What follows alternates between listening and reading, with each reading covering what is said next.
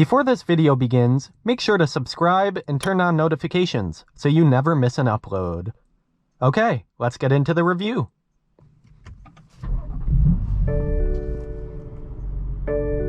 Hello and welcome. Today we are inside of a 2018 BMW M4 competition. This is a convertible. I would like to thank Priority Premium, located in Newport, Rhode Island, for allowing me to review this vehicle. Their link is down in the description below. Okay, so this 2018 M4 is finished in azurite black metallic. This is once again a convertible and is rear-wheel drive. It comes in weighing about 5,000 pounds and stickers for about $70,000, and it currently has about 23,000 miles on it. This is powered by a 3-liter twin-turbo straight-six engine, producing 425 horsepower and 406 pound-feet of torque. This is mated with a 7-speed DCT automatic, achieving 17 miles per gallon city, 25 on the highway, and about 20 combined.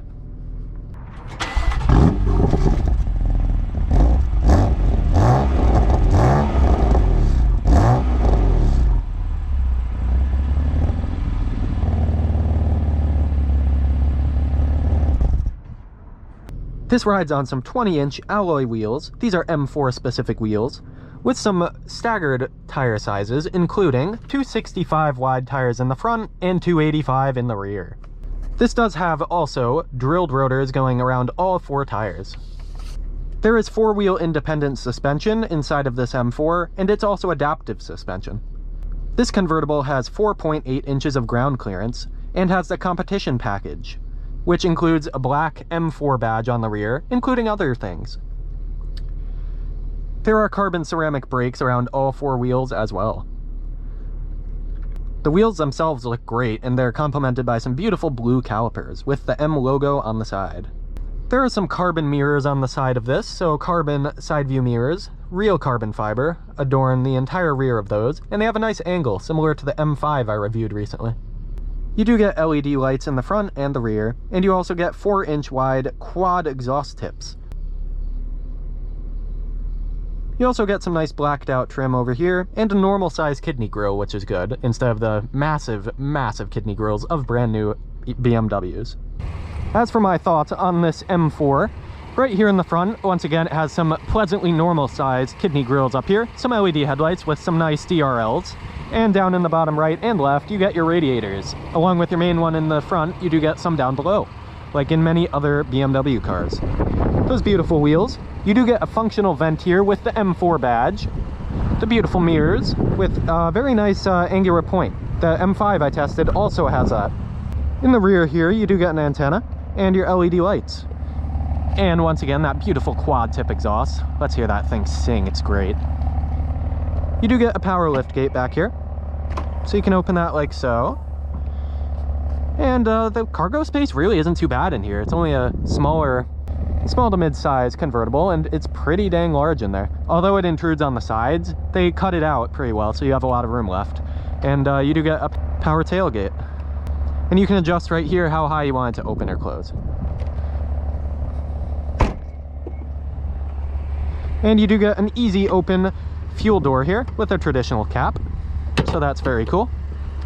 And for the stance here, I like it. I think it looks really good. The wheels are big enough that they keep it looking proportionally satisfactory.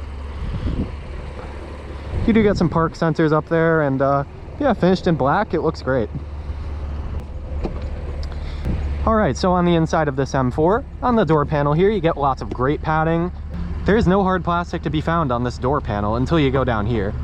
There's a nice metallic mirror-like chrome accent strip that runs through here, a nice chrome door handle. You get some very nice padding all throughout with a nice dark and gray, light gray patterning throughout here. You have some contrast stitching through that, which is nice also. You do have a Harman Kardon audio system, so here's your tweeter and here's your main speaker for that. Right here, this is actually a 4-seater, so you can pull the back seat forward like so, and we will show you that later on in the video. Right here, you get your M4 door sill badge, looks very good. And here you have memory seating. So these are leather seats with great bolstering, as you would expect. They also have a light up emblem with M4 right there. And they have full controls for all your power settings. They also do have a leg bolster, which is very nice. that would pop out here. You do have the power trunk gate button right there, so you can open that as you please. And also down here, this is typically sold as a manual. This is an automatic right here. So this actually has a very tiny brake pedal, which I think is pretty cool. Right over here, you have your light controls, a couple of blank buttons. I wish those weren't blank, but this is not necessarily the only trim you could get the M4 in. Right here, you do have lane departure warning and a couple of other controls related to that right there. Hopping into this M4, the seats themselves, the front seats are very, very well bolstered. Of course, they're going to be sporty seats, and they feel really good to sit in. The bottom section has 3 cushion sides, which is pretty cool, and it's finished in a beautiful, almost white leather, so they're very beautiful seats. I wish they had some contrast stitching though. They don't actually have the tricolor M stitching like they did in the M5, nor does the seatbelt in here. I wish those were present. The first thing you notice, you do have a head-up display in here, so that's nice to have. You have a typical M steering wheel, very big and meaty, with some nice cushy leather wrapping. This does have the tricolor M stitching, which is welcome. On your wheel itself, you have some big bolsters at 10 and 2, some huge paddles in the back. They are actually metal on the rear, so those feel very nice. And then you have your typical BMW steering wheel with your M badge, and you have your M1 and 2 settings, along with your cruise control settings, and your voice and volume ones on the right. You have your typical turn stock over there, and over here you have a climate vent, and another climate vent right there. This visor here is very small, but it does have a little vanity mirror. I wish it would go backwards though, it does not extend. For your gauge cluster in here, it is fully analog, but it has some nice digital aspects down below, where you can control some of your stuff right there. You can control your steering feel, your suspension feel, or your shift speed. And I think it looks pretty good, pretty timeless. You do have some true carbon fiber trim running throughout the interior here, and of course with some contrast stitching and well padded. And being well padded, it is beautiful fit and finish in here. This doesn't have insane amounts of technology. This is more of a performance car only, but it still has a lot of the good creature comforts that are nice to have, such as having heated front seats. For your infotainment here, you do have BMW's iDrive system, and it is not a touchscreen in here, so it's only configurable and controllable through the use of this rotary dial. But it also has a lot of button shortcuts. iDrive is not the most intuitive, but it is still pretty easy to use. For your shifter here, it is a rather unique design. So go out here into neutral, to the left, and then up once, and you are in reverse. And you do get a 360 camera, and you also do get the mirrors that auto adjust to look down for you. In the center here, you do get dual zone automatic climate control in here, along with your heated seat buttons. You also do get a CD holder in here, which is interesting, a nice CD slot, and you do get some presets for your radio right here. Next to your shifter, you do get control for your transmission shift speed. You also get your suspension controls and your steering wheel controls, all of which are to be chosen between Sport, Sport Plus, and Comfort. And on the steering wheel, you can also preset your M1 or M2 buttons to do similar things. You do get a manual parking brake in here, so nice handbrake. And then you also do get your top controls right here. In your center console, it's well padded. That opens like so. And you have a couple different levels in here. So you have one right there. Right here, you actually do have a wireless charging pad. So that is pretty cool for a phone. You can have it set in there and it'll auto grab it. And you also do have a USB Type A in here. It's pretty good little storage area. You do have some cup holders up here. Another USB Type A. And below here, you have a little storage area and a 12-volt car port. In your glove box over here, it is massive and well damped. And to put the top down, you are going to do this. So this is a cargo partition. You are going to close that down like so. Close your trunk. And then once you get back inside, you can open the roof.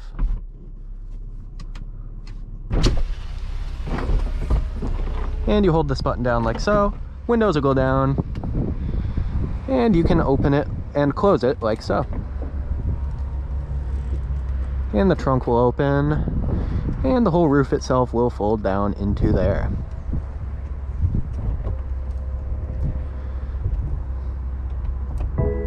And that's about it. It is completed. It's a pretty quick operation. I like it. And with the top down, to get into the rear seats, you are going to pull the lever like so to fold the chair. the front driver's seat, and you can fold the seat forward like so with a button right there. And then you can hop back in like this. So first you pull the seat back, and then you will power it to wherever you think you want it desired. All right, well, with the driver's seat where I would probably drive, it's a little, obviously a bit tight back here, but it's not too bad, really. My knees are comfortable. I have enough leg room, and you do have some speakers back here and a nice little armrest. And with the top down, of course, you have endless headroom. And even with the top up, there is still headroom. I tried it out. I'm about 6 feet tall, and I can fit semi-comfortably back here. And in the center, you do get a little storage area and some fold-out cup holders. The seats back here are very, very firm, but they are comfortable enough. They're a little bit further forward than I would like. I would like them to be a little less straight up, but that's just my preference. Back here, you do get a 12-volt car charger, and you do get some climate vents. No controls back here, though, for the passengers. You do get storage pouches on each side, and yeah, it's comfortable enough being back here.